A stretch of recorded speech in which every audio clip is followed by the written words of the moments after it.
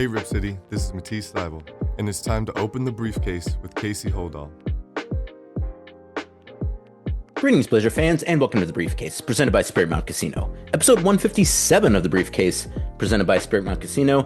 I am Casey Holdahl, and the 2025 NBA Draft is on Wednesday. Portland Trailblazers with the 11th overall pick, currently the only pick they have at the 2025 Draft. Only a few hours away, Trailblazers will be on the clock and not too awful long.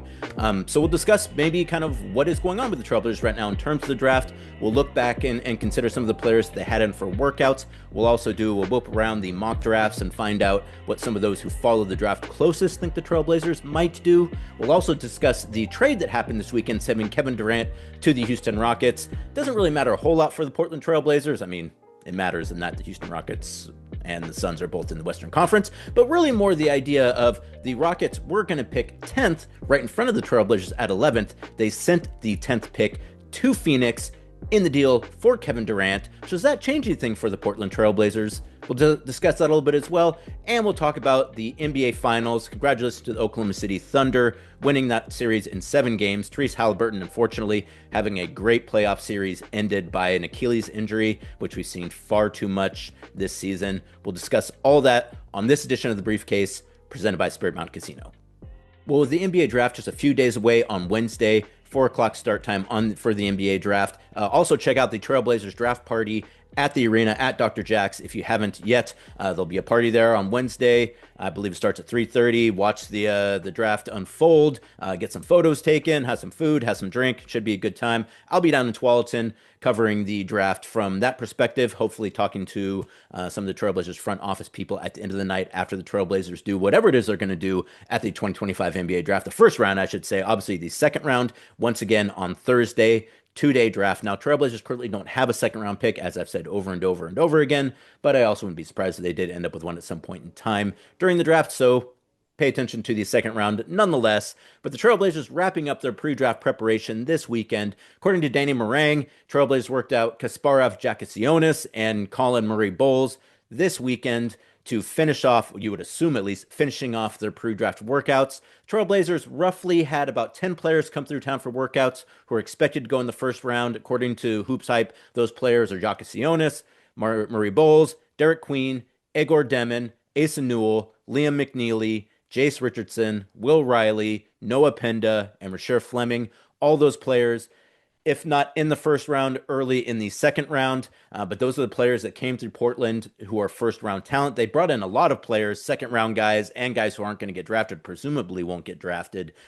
So you do kind of wonder maybe if they were just doing tryouts for Summer League. Are they maybe looking to add guys to the G League? Are they maybe looking at, again, acquiring a second round pick and want to be ready if that ends up happening? Haven't seen some guys, particularly second round pick guys, are usually guys who you almost maybe want to get into your gym a little bit more because you maybe just don't have as much tape on them, haven't seen them as much, and you're maybe looking for specific things that they do. So those are actually kind of the guys you would like to get into your own gym. So we'll see how that plays out. But Trailblazers wrapping up that process. I think they had about 8 or 9 workouts. Trailblazers one of the few teams that are still announcing when they're having workouts. Now, granted, every team does private workouts. I don't think any team announces every single player that they have coming through town. But Trailblazers one of the few teams that still do it for most of their workouts. A lot of teams, I don't think, did any public workouts, didn't say who was ever working out for them. And I wouldn't at all be surprised if maybe the Blazers and any other teams that are still doing that might kind of go that direction as we get further on in years. Though, I mean, it does seem to me like the draft is one of those events in which, maybe there needs to be a little more standardization about what is expected in terms of how teams run their pre-draft, just in the sense that they've tried to normalize, getting measurements and medical information from players at the combine. It used to be that players could withhold those, or really their agents could withhold that kind of stuff. And then that would kind of determine which teams they went to, because, if you can't get a look at a guy's medical information, investing, $20 million in that guy potentially, it can be a bit of a tough ask. So the fact that they've normalized that, now all that stuff is available for all the teams, is a good thing. I think maybe in the workout process, they should try to figure out maybe how they might address that as well. Because there was a player, I believe this weekend, who blew out his ACL doing workouts. His agent kind of was out and like, yeah, he went through 13 workouts.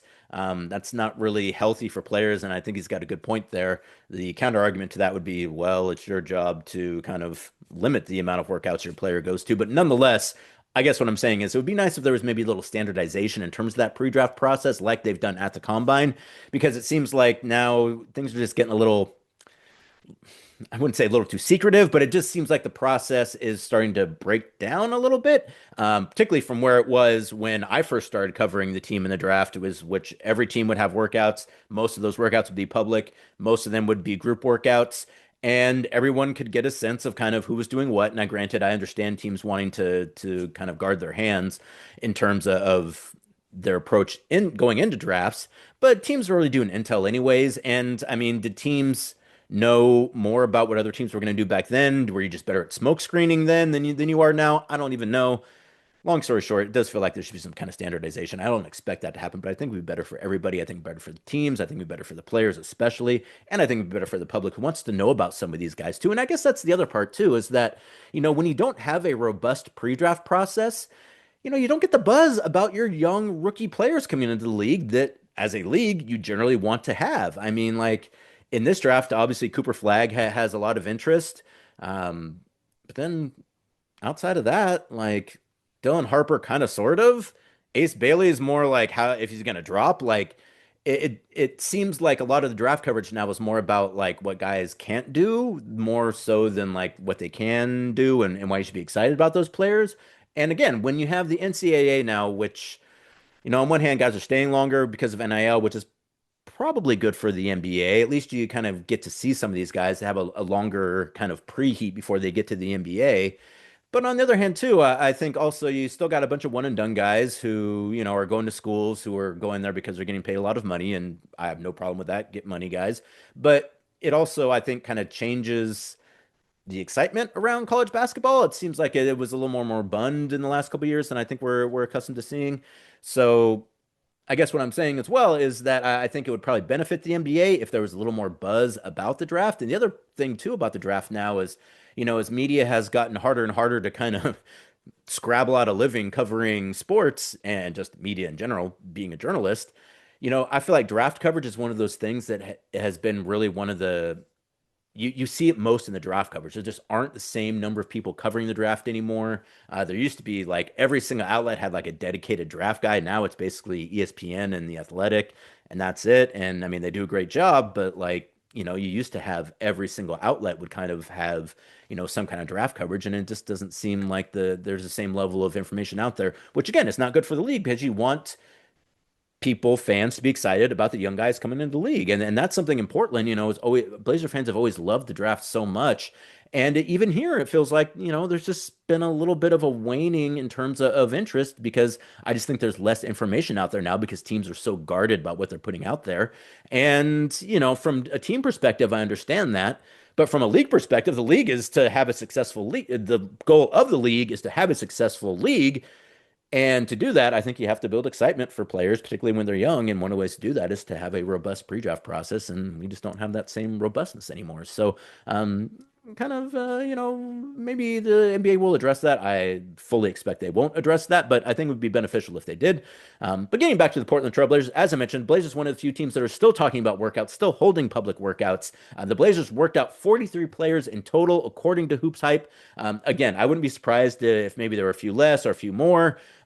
Sometimes they have private workouts, but they have private workouts, and then usually the guys' names get out too, which is also kind of what I'm saying, is that even when you have a private workout, the people in the NBA whose job it is to know that stuff, they find out about those kind of things. So like it's not like it's being hidden from the other teams who you really have to worry about. It's just being hidden from fans, and fans don't make the picks, and teams make the picks. So when you lessen the amount of workouts that are public, again, I think the teams still know what other teams are doing. It's just the fans who get kind of cut out of that process. And again, for a league that is an entertainment league and the point is to entertain people, you got to kind of strike a balance between what's best for teams competitively and what's best for the league in terms of fan interest. So Draft is one of those areas where I feel like, that calculations maybe got a little sideways. But 43 players coming through Portland. And again, 10 of those guys, about 10, 11, expected to get taken in the first round.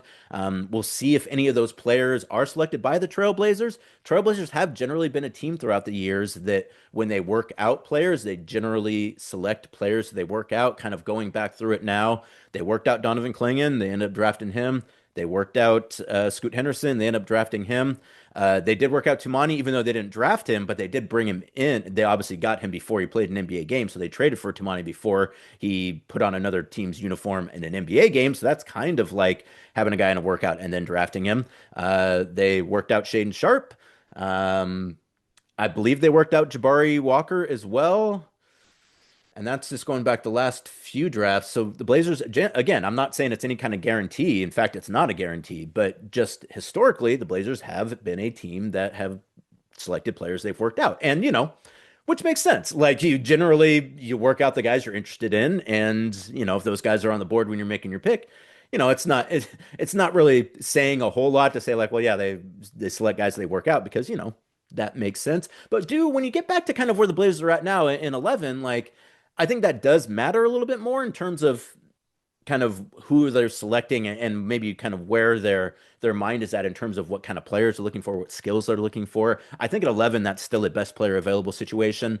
Though at 11, it does start to get to the point where maybe you start to put an emphasis on maybe some of the skills that maybe you're looking for more so than maybe like who is the player who is going to become the best player in 10 years, but doesn't play a style of play that we play and is at a position that we already have three guys at, like so those conversations do start to get a little bit muddy when you start to get around the 10th, 11th picks. So we'll see how that shakes out for the Portland Trailblazers. In terms of the mock drafts, again, another place where I feel like, it's kind of fallen off a little bit is in the mock drafts because, again, there's just not as much intel out there as there used to be, which, I think for teams is probably a good thing. For fans, again, probably not as much of a good thing, but that's just the way it goes. Looking at some of these mock drafts, ESPN, The Athletic, Bleacher Report, and CBS Sports and SB Nation all have the Trailblazers selecting Arizona forward Carter Bryant with the 11th overall pick. The Ringer has him taking Illinois guard Kasparov Yakusionis, worked out in Portland this weekend, so that makes quite a bit of sense. And then Yahoo Sports has Trailblazers taking Colin Murray-Bowles, who they also worked out this weekend, according to Danny Meringue as well. So that's kind of it does seem to be crystallizing a little bit for Carter Bryant to be on so many mocks. It makes you wonder, if there's anything there or if it's really more just a function of he's the best player who is likely to be available at 11. So we'll see about that. But there is a little bit of consensus there in terms of the mocks, but I don't know if there's a whole lot to take from that. Usually, mock drafts are fun. I love them. I always pay attention to them. Not exactly the most accurate things in the world when you go back and kind of grade them after the fact, which makes sense too, because half of the draft is trying to convince everyone you're doing one thing while doing a different thing. Part of the draft, I mean, obviously it's really dependent on who picks in front of you, and you can't pick a guy who's already been taken, and so if even one player is different in like that first 10 in a mock draft, it's really going to blow everything else up. So it's pretty hard to nail those things. Everyone seems pretty certain that obviously Cooper Flagg is going to go number 1. Dylan Harper is going to go number 2. 3 is where the draft kind of starts. You hear things about Ace Bailey falling and VJ Edgecombe, being a Sixers target, but then maybe having a bad workout with the Sixers or a bad interview. Again, I don't know how much you take from any of that stuff. But after 2, like I don't think there's really a whole lot of consensus about what is going to happen in the draft after that. So, it's very possible that the Blazers like, well, I think it'd be pretty surprising if every player the Blazers liked were off the board by 11. I imagine they probably got 3 or 4 guys who they feel pretty confident about. Like if that guy's available, we feel good about taking that player. And so, you would assume that if you got like 3 guys and you're picking at 11 and you're being kind of honest about who you expect are going to go ahead of you, I think you probably have a couple guys picked out in that range and feel pretty confident that one of those guys is going to be there when you're on the clock at 11. But, maybe they end up making a move too. They're obviously one of those picks already got moved. The 10th pick got moved from from from Houston to Phoenix, which we'll talk about here in a second. And already a lot of talk that some of those picks are maybe up for grabs. It seems like more and more this year, particularly with I think kind of the way the finals went, with the fact that you got numerous players in the East who are going to be out all next season. I think there's probably a lot of teams in the East that are looking at their situation and saying like, "Hey, we could we could maybe win this thing next year." Does that get teams to maybe extend a little bit more and maybe be willing to move a pick, whereas previously they might not. They want to maybe bide their time a little bit more because you figure you're going to have to go through a couple teams that are going to be really difficult to beat, and you're maybe not there anyways. So, maybe take a younger player on a better salary and that player can develop. But if you're a team that feels like, hey, we're pretty close, particularly if you're a team in the East, maybe you move your pick this year to get veteran talent because you feel like, hey, if we strike while the iron is hot, we could potentially do what the Pacers did this year, which is make the finals, despite the fact that no one really felt like we had a whole lot of chance to do that. So, that kind of changes the metric a little bit. The NBA, obviously, there's a lot of really smart basketball people, but they're also people. And they are also swayed by the things that people are generally swayed by. And when you see a team, again, like the Pacers, that, not a high dollar team, not a team that has, a bunch of all-stars, not a team that even has maybe, a top 10 guy. I think Halliburton probably made a good case for that during these playoffs, but I think you could also make a case that, that's still a recency bias thing. I think other teams look at that and they say, hey, why not us? Like when you see something is possible, it makes it feel more possible. And so I think because of that, and I think also because of just the structure of the CBA now, and you don't necessarily have a whole lot of time to keep a team together and win. When you feel like you got a chance, you gotta strike while the iron is hot and try to take advantage while your team is not butted up against a second apron and while you're not hamstrung in terms of the moves you can make.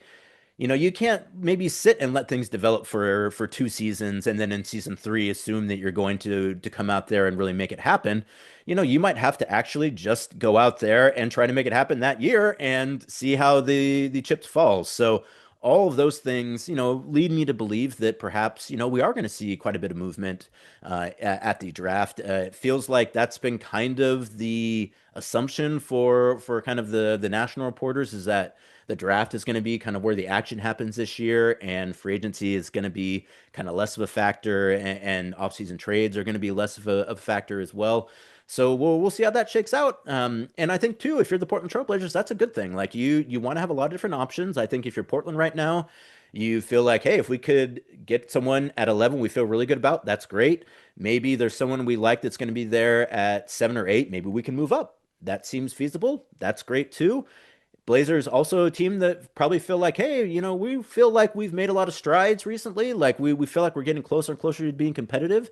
Do they maybe try to go after a veteran from maybe with a pick and then try to get maybe a guy along the lines of kind of the Denny Avdia trade that we saw last year, kind of a guy who's still young but has some experience and is still kind of progressing as a player, but is already a very good player in his own right.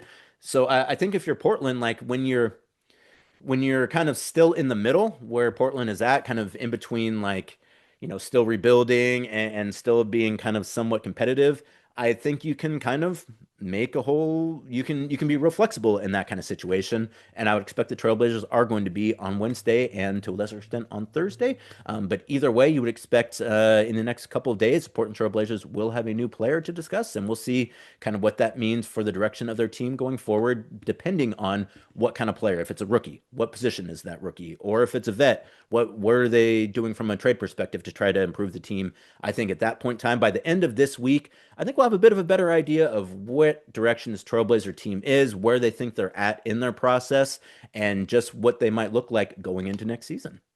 Well, as I mentioned, not only did the NBA Finals wrap up on Sunday, but a huge trade happened on Sunday as well. Actually, at this point, huge might be a little bit too strong of a word, but a big trade. Obviously, first first takeaway from it was like, why are teams doing trades on the day of Game 7 of the NBA Finals? Hard to imagine any other sport allowing such a thing to happen. I was heartened by how little discussion there was. Obviously, the news broke in the morning that Kevin Durant being sent from Phoenix to Houston for Jalen Green, Dylan Brooks, the 10th pick in the 2025 draft, and I think 4 or 5 second round picks.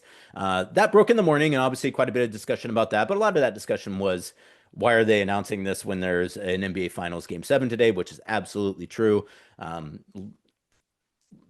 it's your marquee event. It's the best thing in sports, a Game 7 Finals. Like, don't there's already too much talk about transactions and trades and rumors in the NBA anyways. We don't need to have stuff like that happen on the literal last day of the NBA season when all the attention should be on the two teams playing for a championship, not on two teams, one of which didn't even make the playoffs and ended up with the same record as the Portland Trailblazers, despite having quite a bit more talent than the Portland Trailblazers. But I digress.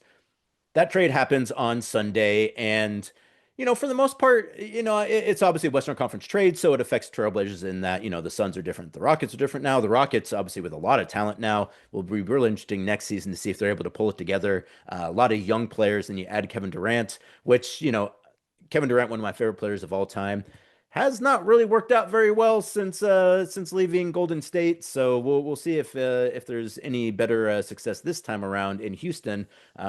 Ime Udoka, obviously a Portland guy, a well-regarded coach, has worked with Durant before. Supposedly was integral in that decision to go out and get Kevin Durant. So it matters in that regard. But really, I my kind of thoughts on it was, does it change anything for the Trailblazers picking at 11 that now you have the Suns rather than the Rockets picking right before them at 10th? And on one hand, if both those teams, the Rockets and the Suns, are teams that are going to draft the best player available, then it probably doesn't change a whole lot. Now, granted, who the Rockets say are the best player available at 10 might not necessarily be who the Suns are saying is the best player available at 10, but just more the idea that if you're a team that is making your decision at the draft based more on just like, we just want raw talent, we don't care what position it is, we don't care what skills that player has necessarily. If we feel like this guy is going to be the best player who's available at 10, that's who we're going to take. In that regard, maybe it doesn't matter all that much. But at 10, that's about, as I kind of mentioned before, where the notions of like the best player available start to get a little more kind of in the eye of the beholder in terms of what a team values and whether or not that player is the best player available. If you're a team, just to kind of dumb it down, if you're a team that shoots a lot of threes and plays no defense, you might be a team that's going to prioritize a guy who's a great 3-point shooter who's bad defensively because you don't really care so much about the things that he doesn't do. You care about the thing that he does do. And so for that team, the best player for them might not necessarily be the best player for another team. So if that is the case, who's to say if that trade matters for the Portland Trailblazers when they're on the clock at 11? But if the Suns are a team that's more interested in positions and filling holes or getting kind of solutions to problems they feel like their roster has right now, then that maybe does matter a little bit that it's the Suns rather than the Rockets, because you kind of look at the Suns roster right now, particularly after that trade, and they are really guard heavy. I mean, you could make a case that Devin Booker, Bradley Beal, Jalen Green, Dylan Brooks, and Grayson Allen all play the same position. You could even extrapolate that out a little bit further if you wanted to, but either way, that's 5 guys right there that are shooting guards. That's a third of your team right there, all at one position. And they have also been a team that, since, they traded DeAndre Ayton to Portland, obviously, got back Yusuf Nurkic, didn't really work out the way that they were hoping. They have since traded Yusuf Nurkic to the Hornets. And you look at their roster, and they're pretty deficient on big men. I think they have Royce O'Neal, who's a power forward, but who's like a stretch NBA 2025 power forward, less of a kind of like guy who you would look at and say, like, that's an NBA power forward. They got Bald Bull and I think Nick Edwards as their centers, which I don't think anyone really assumes that either one of those guys is necessarily a starting center at this point in time. So what I'm saying is that you look at the Suns roster and you kind of assume that they might need some bigs. If they're a team that is looking more to, again, to fill holes and kind of balance their roster from a positional perspective, then maybe they're more likely to take a power forward or a center. And those would be the two positions that I would say the Blazers least likely to be looking at guys at, particularly center, like with DeAndre and Donovan Clingan. I feel like they're probably pretty squared away at center. If the best player available is a center and that guy is considerably better than the other options, then they're still going to take a center. But it really seems to me more that they're probably looking more at kind of guards and wings, particularly wings, I would say, and less about bigs.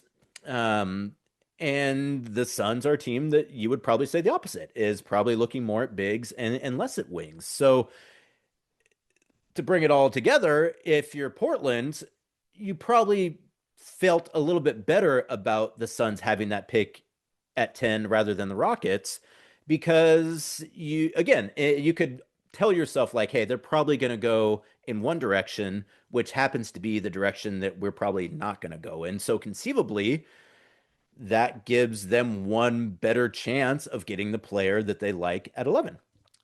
It's a very small thing. I think that's probably putting too much emphasis on it, but it's a little something at least. And when you're looking at the draft, and again with so kind of little intel out there, I think that you kind of just look at a team's roster and have to maybe kind of make assumptions about what that team is going to do from that perspective when you don't have a whole lot of notions about like, well, they really like this guy because they worked out this guy, or I heard at the workout that this guy played really well, or I heard he was terrible at the workout, so maybe he's less likely to get drafted by that team.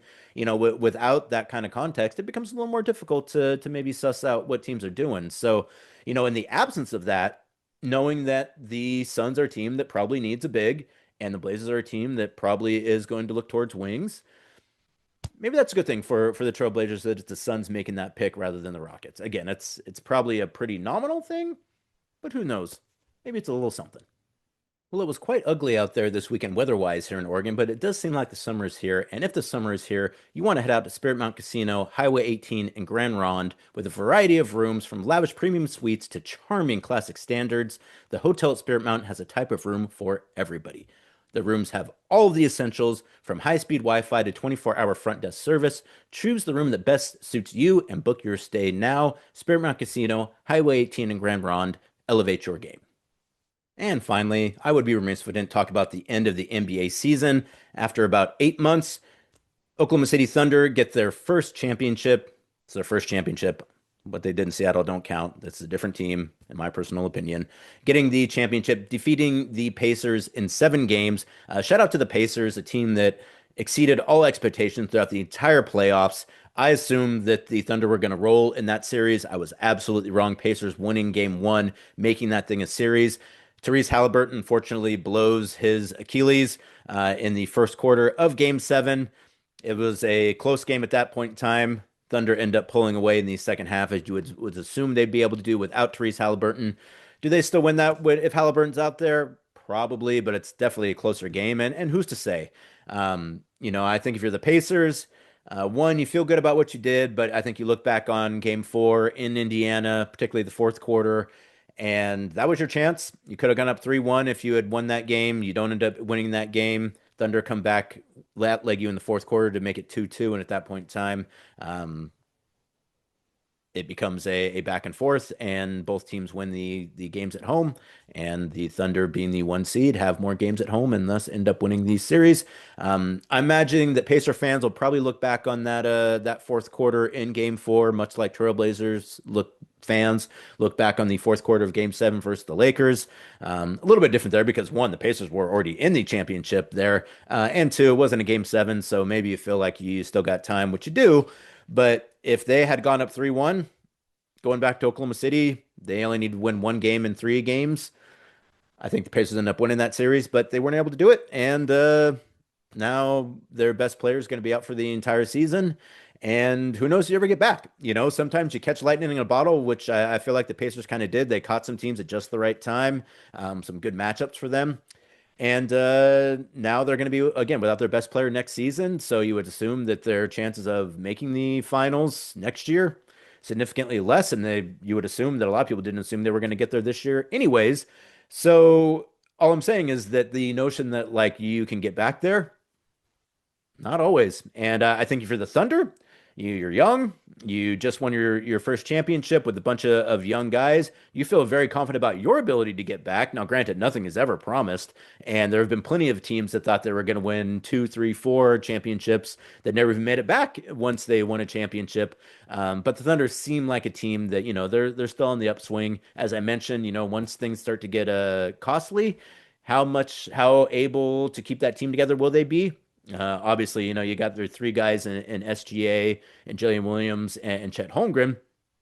But I mean, you look at a guy like Alex Caruso, really important to them winning that championship. Lou Dort, really important to them winning that championship. Those are the kind of guys that start to get a little bit too expensive when you win championships and when you got to kind of round out the rest of your roster. And those are the guys that you need to win championships. But in today's NBA and today's CBA, those are the guys that can be kind of hard to keep around. And also, too, when you let those guys foul on every single possession, it makes it a lot easier to win a championship and to be a good defensive team when you're just allowed to do those things multiple times, like Lou Dort too, man. I mean, shout out to Lou Dort. Like that's the game is the game. Like if you're able to get away with that much contact and not get called for it, that's what you should be doing. But it makes it hard for opposing teams to deal with you when you're allowed to do things that no one else is seemingly allowed to do. So congratulations to the Thunder. Congratulations to the Pacers. A heartbreaking way for their series to end. And again, you assume that the Thunder are going to be kind of the odds-on favorite in the West, and I mean in the broader NBA. Without Halliburton next year, without Dame next year, without Jason Tatum next year, the East, who knows? I think you assume the Cavs were a good regular season team this year and kind of flamed out in the playoffs. Are they able to make some moves and maybe get back to where they were at, maybe make a better run in the postseason than they did this year? The Magic making the deal to get what's his name, Desmond Bain. Does that put them in the conversation to improve? I think a lot of people thought that they were maybe going to be more of a player in the playoffs this year. Again, they kind of flamed out once the postseason started as well. Did they do what they need to do in terms of talent and also having a young team that is continuing to get better? Are they going to be a challenger next year? Will the Knicks be able to grind their way out to another successful season after making a coaching change?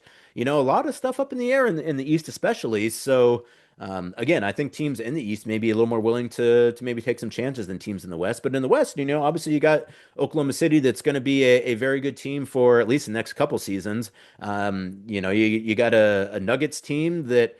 If they had made it to the Western Conference Finals, I think a lot of people think that they might have gotten there. Obviously, they probably gave the Thunder their most difficult uh, challenge in the Western Conference. Minnesota, are they going to be able to take the next step forward? Are they going to be able to maybe finish or address some of their deficiencies, particularly in terms of ball handling and three-point shooting? And just I feel like that's a team too that's just got to come together a little bit. They feel like a disparate group of individuals, and are they able to do something? Maybe bring in a guy or two that kind of locks things in and kind of brings that team together. Are the Spurs? Obviously the Spurs make some deals, and then you got Wemby who's out doing a Shaolin monk thing. Like, is he going to come back and just set the NBA on fire? Very possible he does. The Rockets making that deal for Durant. I mean, like, there's a whole lot of really good teams in the Western Conference. I mean, looking at it right now, I mean, it's early. I think there's like four teams in the West that would win the East next year. Um, and that's before kind of teams have addressed some of the things they probably will address this offseason. So gets pretty difficult in the West, continues to be difficult in the West. The East was as easy as it's ever been last season and is maybe even getting easier. So does that do much for the Portland Trailblazers? No. You still got to go through the gauntlet in the West, but again, maybe an opportunity to maybe get some young players that other teams might be willing to let go because they feel like they need to make their moves now because they need to try to get in while the rest of the league is a little bit down, particularly in the East. So congratulations to Oklahoma City. Congratulations to the Pacers. A very good NBA season. Unfortunate the number of injuries we had, particularly, those Achilles injuries are absolute killers. But I feel like a really solid NBA season. I feel like, we're starting to see kind of the guard of the LeBrons and the Stephs and the Jimmy Butlers and the Giannis's. I mean, like all those guys still very good players, but I think we're starting to see kind of the guard change in the NBA, particularly. You got the Thunder winning the championship. They are the definition of the new guard, which I think is a good thing. I think making that transition to kind of the next wave is it's about time in the NBA, and obviously the Thunder winning the championship, and the Pacers, again, a young team that kind of did it a different way, I think is, gives a lot of other teams a lot of confidence too, that like, hey, maybe we're not as far away as we would have thought we were going to be maybe a year ago. If the Pacers are able to do that, maybe we're able to do something similar. We feel like we've got the same amount of talent. Obviously, a great coach in Rick Carlisle. You got to have a tough team, and that's really kind of what the Pacers did. They made their bones by being tough and gritty, and just kind of that. We're not going to give up. We're not going to let go of the cord at any point in time in a game, regardless, and just see how that works. And it worked for them. I'm guessing there's a lot of other teams that are looking at that and wondering if it can work for them. And that's going to do it for this edition of the Briefcase. Thank you so much for joining me. As always, I'm going to be back with a quick edition after the draft on Wednesday to discuss either the player that the Trailblazers drafted, or if they made a trade or a move or got a second-round pick or whatever they end up doing on Wednesday night. We'll discuss that on Wednesday night right here on a short version of the Briefcase. But until then, thank you so much for joining me. As always, please like and subscribe wherever you get your podcasts. I am Casey Holdahl. Go Blazers.